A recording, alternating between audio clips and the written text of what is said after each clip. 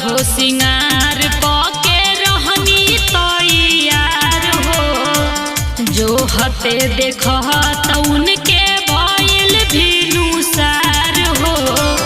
सोर हो सिंगार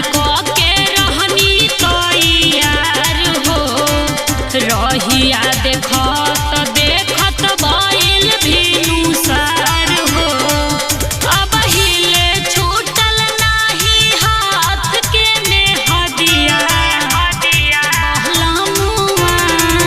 बलमुआ ना अइले सुतनी धई के तकिया सहजनवा ना अइले सुतनी धई के तकिया बुझलू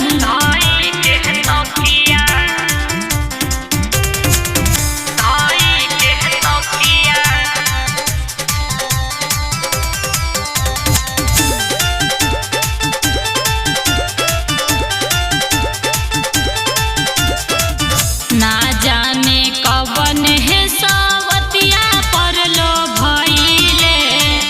पहिले ही रहती पियवा बड़ी छछनइले ना जाने कवन है सवतिया पर लो भइले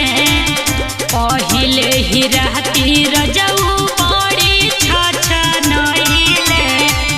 विष्णु के सीमा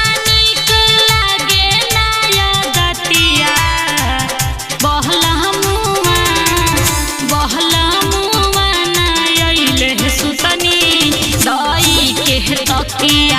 सहजनवा ना अइले सुतनी धई के तकिया